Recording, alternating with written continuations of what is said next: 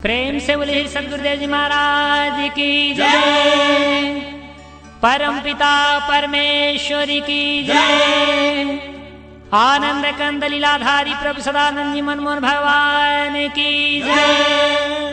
परम प्रभु की है ये वाणी, परम प्रभु की है ये वाणी। जल्दी ही सतयुग आएगा, सत्पुरुषों का राज बनेगा, पापी नहीं बच पाएगा। ओ पापियों कान खोल कर सुन लो, पापियों कान खोल कर सुन लो, पाप छोड़ कर धर्म पकड़ लो, तभी तू रहने पाएगा, सत्पुरुषों का राज बनेगा, पापी नहीं बच पाएगा। भगवान क्यों? तो जो मुक्ति है वो इन चार भागों में विभाजित है। सालोक्य मुक्ति, सामीप्य मुक्ति, सारूप्य मुक्ति और सायुज्य मुक्ति। सायुज्य मुक्ति शरीर छूटने के पश्चात जब अहम जीव जो हंस जीवात्मा रूप में परिणत रहता है, उसका परम तत्व में, उसका आत्म तत्व में, उसका भगवत तत्व में, उसका अद्वैत तत्व में विलय रूप होना शरीर त्याग के पश्चात, यह है सायुज्य मुक्ति। यह है सायुज्य मुक्ति। हर किसी को सायुज्य मुक्ति, हर किसी को अंततः सायुज्य मुक्ति पाने का प्रयास होना चाहिए। हालांकि सारूप्य और सायुज्य में बड़ा पैरेलल विधान चलता है। निर्णय लेना एक है, उसमें विलय रूप हो जाना, सायुज्य वाली है उसमें विलय रूप हो जाना। सारूप्यता है कि उसके साथ साथ सदा के लिए बना रहना, उसके हर लीला कार्यों का सहभागीदार रहना। तो आनंद की दृष्टि से ये स्थिति अच्छी होती है और विलय की दृष्टि से सायुज्य मुक्ति भी अच्छी है। लेकिन इस अपने को सारूप्यता तक ले जाने का हर संभव प्रयास होना चाहिए। जब सारूप्य मुक्ति के अंतर्गत पहुंच जाएंगे, फिर आपकी बंधनीयता संसार में, आपके सर्वोत्तम जस को संसार में कोई छीन नहीं सकता। शौरी जब भगवान राम जी से ज्ञान प्राप्त की थी, ज्ञान देने के पश्चात जब रामचंद्र जी वहां से चलने लगे, सुग्रीव से मिलने के लिए वहां ऋक्षमुख के पहाड़ पर, शौरी कहते हैं कि हमको भी साथ ले चलिए। रामचंद्र जी संकेत के कि इसमें जो है, इस अवस्था में साथ कैसे चलोगी, साथ कैसे रहोगी, हम तो जंगल में हैं, ऐसे ऐसे चला रहे हैं। तब कहेगी तब तो आप जैसा निर्णय लो। तब कहे कि मैं संसार में रहकर क्या करूंगी, फिर तो मेरी स्थिति वही होगी, संसारिक होकर के, मायाधीन होकर के माया में जकड़ जाना।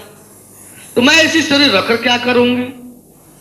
इसलिए आप अपनी शरीर जो पंच भौतिक है इस संसार का, मैं इसे छोड़ करके अब आप अपने परम धाम को सिधार रही हूं। कहे कि मस्त ऐसा ही करो। उस समय राजतंत्र था, आज की तरह से भ्रष्ट तंत्र, लोकतंत्र नहीं था। अपना सिधार गई, मुक्ति को प्राप्त हो गई। शरीर ही छोड़ दिया राम जी के छोड़ने की अपेक्षा। शौरी राम जी का छोड़ना बर्दाश्त नहीं कर सकी, शरीर छोड़ना आसान समझी और शरीर छोड़ करके अपने धाम को सिधार गई। इतना ही नहीं, लक्ष्मण जी को जब रामचंद्र जी ने फांसी की सजा सुनाया, मृत्यु का दंड दिया। सारे क्षेत्र में हाहाकार मच गया था कि ये क्या हो गया। रामचंद्र जी लक्ष्मण जी को ही जो है मृत्यु दंड दे दिए। सब लोग वशिष्ठ जी को सिफारिश करके लाए, कहे कोई न कोई रास्ता निकालिए और लक्ष्मण जी को बचाइए। राम जी ने तो उनको मृत्यु दंड दे दिया। वशिष्ठ जी आए, बातचीत होने लगी। रामचंद्र जी से वशिष्ठ जी रास्ता निकाले कि बड़े लोगों की मौत, लक्ष्मण जी कोई साधारण व्यक्ति तो है नहीं, बड़े लोगों की मौत दो प्रकार से होती है। महापुरुषों की मौत दो प्रकार से होती है। एक तो उसे शरीर छुड़ा दिया जाए, फांसी के तख्त पर लटका दिया जाए, वह है। और दूसरा है कि समाज से उसको बहिष्कृत कर दिया जाए, देश से उसका निकाला कर दिया जाए। तो यदि संभव हो सके तो लक्ष्मण जी को क्षमा कर दिया जाए, यदि ऐसा संभव न हो तो लक्ष्मण जी को दूसरी सजा दिया जाए। दूसरा वाली जो मौत है देश निष्कासन वाला, उसे दे दिया जाए। रामचंद्र जी ने कहा कि ठीक है, यदि ऐसा विधान है कि देश निष्कासन भी मौत ही के समकक्ष है, मौत के बदले दिया जा सकता है, तो हम इनको देश निष्कासन ही की सजा दे रहे हैं। लेकिन लक्ष्मण जी इस चीज को बर्दाश्त नहीं कर सके। मौत की सजा पर उनको कोई कष्ट तकलीफ नहीं हुआ था, लेकिन इस सजा को जो है वे सहन नहीं कर सके। इस सजा को वे सहन नहीं कर सके। ये सजा लागू होने वाला था कल से ये सजा लागू होता, कल उनका देश निष्कासन होता। आज ही सरजू में जाकर के और समर्पित करके कि ये प्रभु की समर्पित शरीर है, प्रभु से बिलक चुकी रह नहीं सकती, इसलिए सरजू कि कम से कम शरीर जिनकी थी उनकी थी, वो अपना ले लेते। उनके आदेश से शरीर उनके स्थिति में छूट रही थी। और अब हम दूर जाकर के क्या करेंगे, हम अलग रह करके क्या करेंगे। लेकिन आगे चल करके रामचंद्र जी भी जब पता चला कि लक्ष्मण जी सरजू में जाकर के शरीर छोड़ दिए, रामचंद्र जी जो है कहे कि बस यही तो समय था जब लक्ष्मण जैसा सेवक नहीं तो प्रिय शरीर रह करके भी क्या करेगी। अब चल रही है अभी जो है, अब रामचंद्र जी भी चल दिए सरजू की तरफ। ये घटना कैसे घटी, इसके पीछे भी एक कहानी है। वहां जमराज जो धर्मराज के रोल दोनों डील करते हैं, उस धर्मराज जो है वहां पर राम जी के पास आए थे पूछने के लिए कि समय तो हो चुका है, यदि हार आना हो तो समय बढ़े, आ नहीं तो फिर देवता लोग प्रतीक्षा में, देवता लोग जो प्रतीक्षा में स्वागत में खड़े हैं, क्या आदेश हो रहा है। इसके लिए धर्मराज जब आए, कहे कि हमको राम जी से मिलन करना है। लक्ष्मण जी वहां थे, कहे कि ठीक है। राम जी को सूचना मिला, कहे कि बुला लाओ अंदर।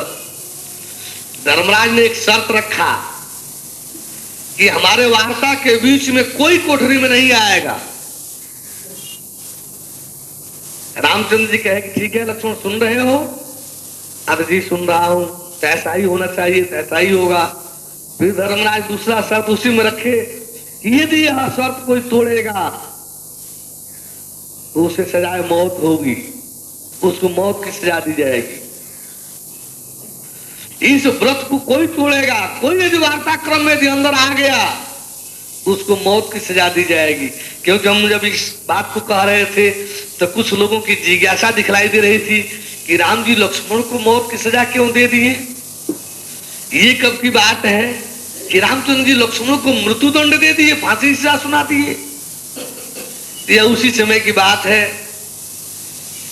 धर्मराज शर्त रखे कि जो कोई भी अंदर आएगा उसको मौत की सजा दी जाएगी। रामचंद्र जी कहे कि ऐसा ही होगा। कहे कि लक्ष्मण चाहे जो भी स्थिति परिस्थिति हो, किसी को अंदर नहीं आना चाहिए। लक्ष्मण कहे कि ऐसा ही होगा। लक्ष्मण जी बाहर गेट पर ड्यूटी देने लगे।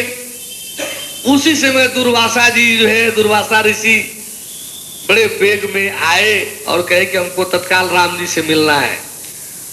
लक्ष्मण जी कहे कि अभी नहीं, बैठिए। कहे कि नहीं, हमको तुरंत मिलना है, बहुत जरूरी काम है। कहे कि सब कुछ के बावजूद आदेश नहीं है। कहे कि हमको मिलना ही है। वो कहे कि इस समय हम मिलने नहीं दे सकते, आदेश नहीं है। तो तब कहे कि लक्ष्मण तुम अपने दायरे से बाहर जा रहे हो, राम जी के मिलने से तू रोक नहीं सकते हो। हम तुरंत मिलेंगे और हमको जरूरी है मिलना, रोको नहीं। लक्ष्मण कहे कि सब कुछ आपकी बातें सही हैं, मिलना जरूरी है, तुरंत मिलना जरूरी है, लेकिन मेरे साथ भी बहुत बहुत ही सीरियस आदेश है कि किसी भी परिस्थिति में किसी को अंदर नहीं जाने देना है। तब कहे कि लक्ष्मण अभी श्राप दे दूंगा और तेरे साथ तेरी सारी अयोध्या नगरी भस्म हो जाएगी। ऐसे तुम मुझको अंदर जाने नहीं दिया तो श्राप दूंगा, तेरे सहित सारी अयोध्या नगरी भस्म हो जाएगी। लक्ष्मण कहे कि भैया एक प्रभाती ऋषि है, एक हम ही रह जाएंगे तो सजाए मौत हमको ही न होगी, अयोध्या नगरी तो क्षति से बच जाएगी। अयोध्या नगरी की क्षति न हो, यह इसके साप से शापित न हो, इसलिए कहे कि ठीक है आप रुकिए, काहे अयोध्या को श्राप दीजिएगा, हम जा रहे हैं। और लक्ष्मण जी गए पूछने के लिए कैसी ऐसी स्थिति है। दुर्वासा जी इस तरह से कुपित है। अपना बात क्या होना था, बात तो इतनी ही था, बात तो सब कुछ कुल मिलाकर के धर्मराज की इतनी ही थी कि क्या क्या है, चलना है, जाना है, रहना है, जैसा आदेश हो। जैसे कृष्ण जी के समय के जाने के समय भी ब्रह्मा जी आए थे, क्या स्थिति है, रहना है या चलना है। यदि चलना है तो सब लोग स्वागत के लिए तैयार है। यहां भी वैसी ही बात थी धर्मराज की, और जाने ही जाने वाली स्थिति थी, सब काम तो हो चुका था। इसी बीच में धर्मराज तो चले गए, लेकिन रामचंद्र जी जो है लक्ष्मण से कहे कि लक्ष्मण ऐसे तो मुझे उम्मीद नहीं थी कि तुम मेरे आदेश को काटोगे, लेकिन आदेश काटे हो तो जो दंड निर्धारित था उसको सहायता पूर्वक स्वीकार करो, और मृत्यु की दंड जो उस समय नियत था वह तेरे को दी जाती है। उसी समय उसी अवस्था में मृत्यु दंड जो है लक्ष्मण को दिया गया था। तो यहां कहने का मुख्य लक्षण यह है, लक्ष्मण को यानी भगवान को पाने के बाद लक्ष्मण सहन नहीं कर सके कि हम दूर जाएं, हम दूर रहें। सेवरी सहन नहीं कर सके कि हम अलग जाएं। बाली को शरीर देने के लिए और उस रूप में शरीर देने के लिए कि तेरे शरीर को हम अजर अमर बना देते हैं। बाली तू तब भी एकदम इसी तरह से बलशाली सब कुछ रहेगा, और आवश्यकता पड़ेगा तो हमसे बदला भी ले लेना। लेकिन बाली जो है शरीर नहीं चाहा, कहा कि जन्म जन्म मुनि जतन कराही, अंत राम कही आवत नाही। जन्म जन्म तो मुनि लो ऋषि लो जतन करते रह जाते हैं और अंत में प्रभु का नाम स्मरण नहीं होता है। और आज वही प्रभु जो है मेरे सामने खड़े हैं, और किस उपलब्धि के लिए मैं दूसरी शरीर मानूं, और शरीर बांध कर मैं संसार में क्या करूंगा। मुझे तो वही चाहिए, वही चरण शरण चाहिए, मोक्ष चाहिए, मोक्ष। और जीवन को भगवतमय बनाए और बनाए रखने के लिए, बनाने और बनाए रखते हुए जस कीर्ति पाने के लिए, या फिर वही घिसित पीड़ित जो है बीबी बच्चा का जीवन, यही हमार तुम्हारा मेरा तेरा और इस कचड़े पचड़े का जीवन जीने के लिए, ये अवश्य सोचना चाहिए। इसके प्रति अवश्य दृष्टि रहनी चाहिए। एक ही मुंह से दोनों काम एक साथ नहीं हो सकता है कि सब ठठाए फुलाए गालू ये दोनों काम एक साथ यानी कह रहे हैं कि दोनों काम न हो बुआलू, हंसा खटाए फुलाए भी गालू, यानी मुंह भी फुलावे एकदम, हम मुंह भी फुलावे ऐसा करें और ठटा करके हंसे भी, ये दोनों काम एक साथ नहीं हो सकता। आप चाहे कि बीबी बच्चा वाला भी बना रहे, हमारा न छूटने पावे और भगवान की सारूप मुक्ति भी मुझे मिल जाए, ये आपका भ्रम है, भ्रम और मनमुखी जन्म जन्मांतर का पतित भाव, घृणित भाव है। भगवान पाने के बाद भी बीबी बच्चा की तरफ दृष्टि जा रही है, वही आप सोचिए कि आप किस घृणित दृष्टि के अंतर्गत अपने को रख रहे हैं। वही पत्नी, वही लड़का बच्चा आपके माध्यम से भगवान के पीछे रहता, कितना उच्चतम भाव था। वही मामूली सुख भोग, मामूली सुख भोग क्या है वो सुख? इंद्रियों के तेज को हरण करने वाला है सुख। मामूली भोगासक्त जीव जो तुच्छ नाचीज भोग के पीछे भगवान पाकर के उधर मुड़ रहा है। थोड़ा जरूर बैठ करके इस पर समीक्षा, अपने आप आत्मविश्लेषण होना चाहिए। आत्मविश्लेषण हर किसी को करना चाहिए। आत्मविश्लेषण का अर्थ आत्मा के विश्लेषण से नहीं है, अपने के विश्लेषण से है। हर किसी को अपना विश्लेषण, अपनी स्थिति का आकलन करना चाहिए, होना चाहिए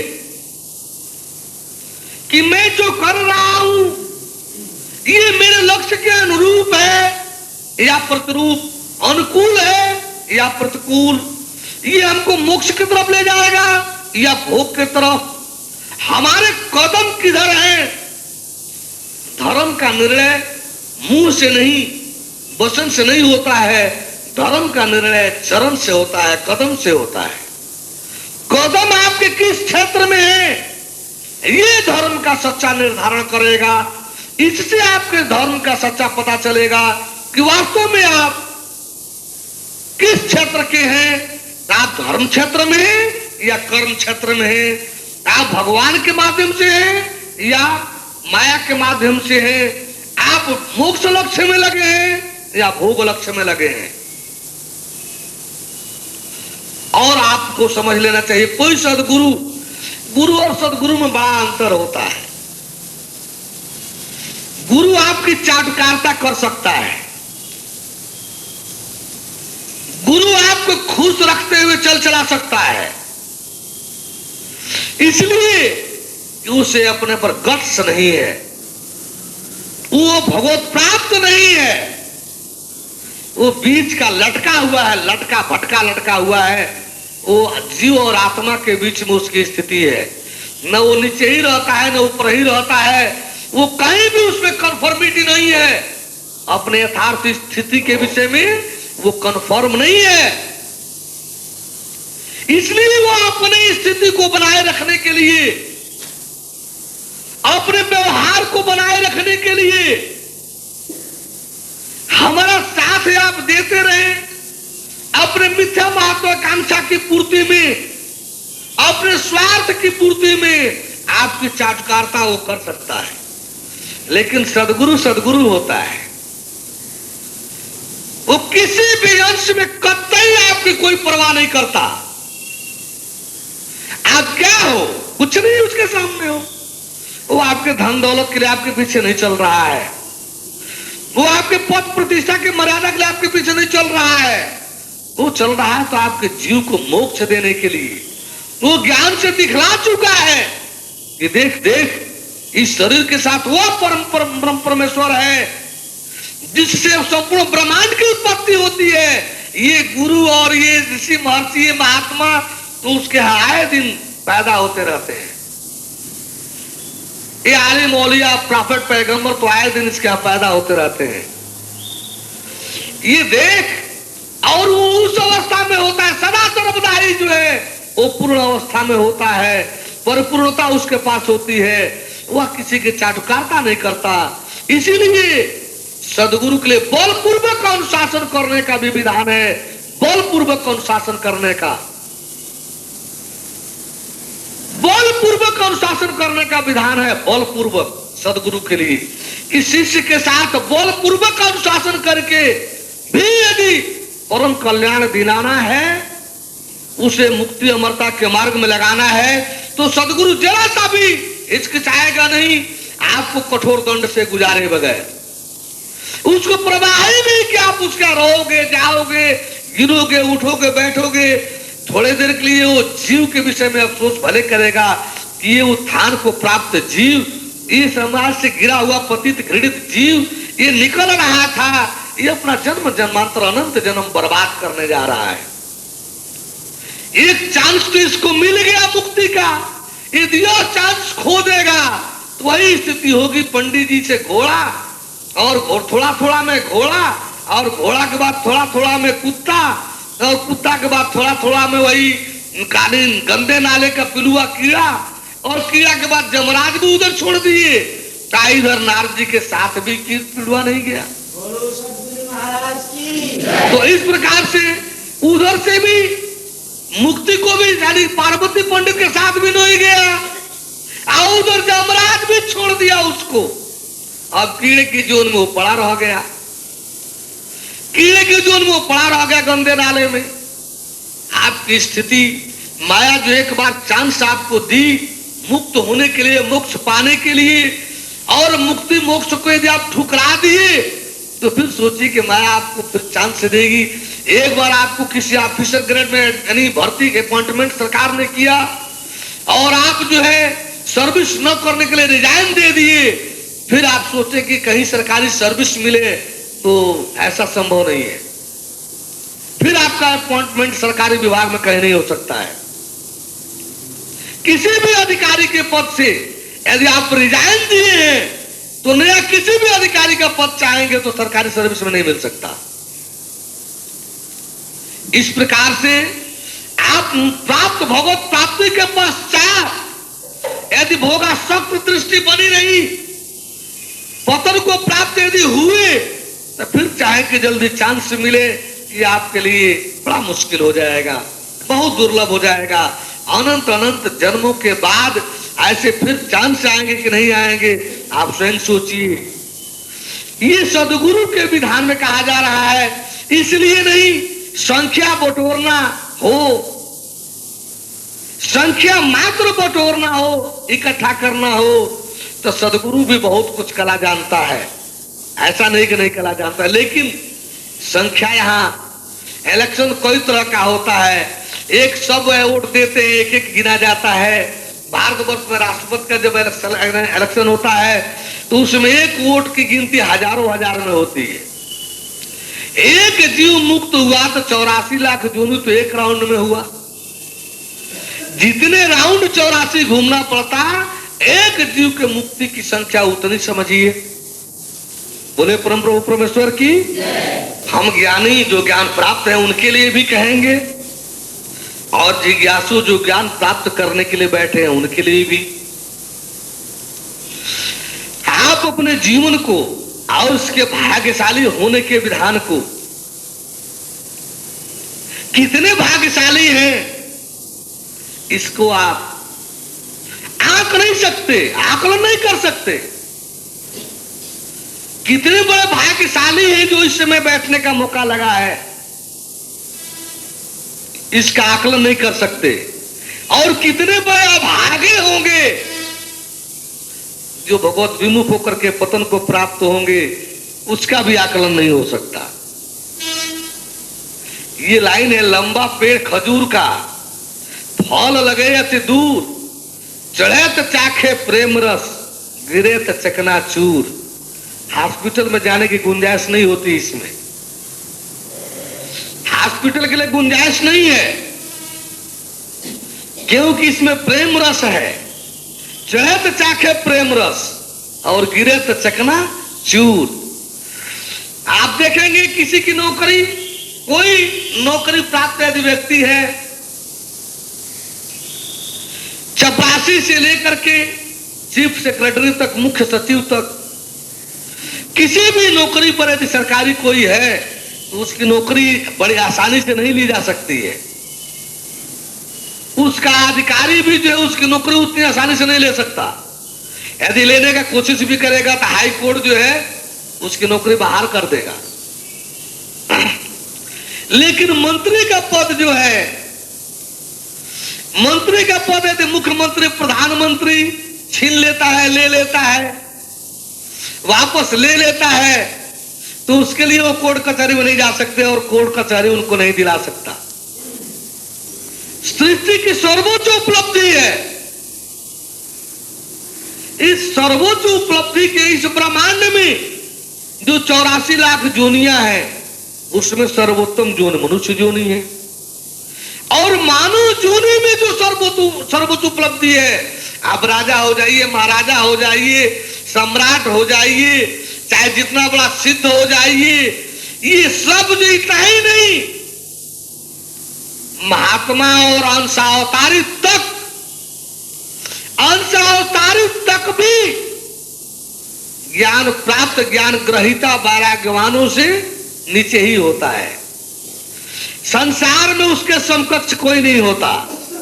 ज्ञान प्राप्ति के पश्चात यदि आप अपने को ज्ञान से जोड़ करके रखना, ले चलना शुरू किए, रहना चलना शुरू किए, तो आपके इस सर्वोत्तम उपलब्धि को कोई छीन नहीं सकता, कोई रोक नहीं सकता। लेकिन आप सोचिए तो सही, बैठ करके बार बार हम कह रहे हैं, जो पाने वाले हैं वे भी बैठकर सोचे कि क्या पाने जा रहे हैं, कहे लिए पाने जा रहे हैं। पाने के बाद ला करके घर में बैठा करके खाना बनवाएंगे, या बीवी बच्चा के बीच में कहेंगे कि बैठो बैठो, रोज यहाँ हम अपने अनुसार रहेंगे, तू हमको उपदेश समाचार दे, हमको समझाते रहना, ध्यान ज्ञान सिखाते रहना। इसके लिए सदगुरु और भगवान नहीं होता है। सदगुरु और भगवान इसके लिए होता है कि आप अनंत जन्मों से जकड़े गिरे और पतित जीव भगवान पाओ, भगवान के चरण शरण में हो जाओ, भक्ति सेवा मात्र अपने जीवन का माध्यम बनाओ, ताकि मुक्ति अमरता सुगमता पूर्वक पाओ। अनन्य भक्ति सेवा के बगैर मुक्ति अमरता मिलेगी, यह न तो कभी कहा गया है न कहा जाएगा। ज्ञान उस क्षेत्र में प्रवेश पत्र है कि अब आप मुक्ति क्षेत्र के हकदार हो गए हो, बशर्ते कि आप उसमें प्रवेश पाओ, और ज्ञान के बाद भी उसमें प्रवेश न पाना, यह तो भगवान और मुक्ति का घोर अपमान है, ज्ञान का घोर अपमान है। और इसका दुष्परिणाम झेले बिना आप चाहें कि बचे, ऐसा कदापि संभव नहीं है। यह हम इसलिए मंच से कह रहे हैं कि अज्ञानी जिज्ञासु जो है वे भी इसे अच्छी प्रकार से सुने, समझे। भगवत प्राप्ति किस लिए करनी है, इसको भी जाने समझे। भगवान किस लिए पाना चाहिए, अपने घर ले जाकर के बैठा करके ठाकुर जी की तरह से यानी भोग राग लगा दिए, ताख झरोखे में रख दिए और अपना फ्री सिस्टम में रह रहे हैं, इसलिए भगवान जी पाना है? या भगवान जी वास्तव में भगवत भक्ति सेवा में हमको समर्पित होकर के भगवत कार्य में, संसार में हमको लगना है, ताकि संसार वाले जाने, हमको समझे, देखें कि जो शरीर हमने भगवान को सुपुर्द किया, जो वचन हमने भगवान को दिया, हम उस वचन के अनुसार अपने शरीर को भगवत कार्य में लगा रहे हैं और लगाए हुए हैं। तो इस लगाए हुए रहने पर जीव को मोक्ष और जीवन को जसकृति, इसे कोई रोक नहीं सकता। लेकिन ये कि हम भगवान को पाए हुए हैं, गए अपने बगल वाले, हमको तो भगवान, हम तो भगवान पाए हैं जाने, कहा कि भगवान पाने के बाद अपने बीवी बच्चा में रह रहे हो, ये कौन भगवान है जी? ये कौन भगवान पाए कि बीवी बच्चा में रह रहे हो? क्या हुआ? ज्ञान का अपमान है ये। क्या है? भगवान का अपमान है ये। और आप सोचे थोड़ा सा कि भगवान को अपमानित करके, ज्ञान को अपमानित करके क्या प्राप्त करेंगे? जिज्ञासु भी सोचे कि आखिर किस लिए भगवान पाना चाहते हैं। भगवत में होने रहने के लिए, मुक्ति और अमरता के लिए, जीव को मोक्ष और जीवन को जसकृति के लिए, या रोटी कपड़ा और बीबी बच्चा में हरदम रहने घूरने फिरने के लिए कि हमको ये छूट बनाए रखो प्रभु, और हम तेरा और सब कुछ करते रहेंगे। ऐसा संसार में भी तो ये नियम नहीं है। हर के अगुआ के अनुरूप रहना चलना चाहिए, ये संसार का नियम है। और अगुआ को सत्य धर्म के अनुसार, परमेश्वर के अनुसार होना रहना चाहिए। यही किसी भी क्षेत्र का नियम है। परम प्रभु की है ये वाणी, परम प्रभु की है ये वाणी। जल्दी ही सतयुग आएगा, सत्पुरुषों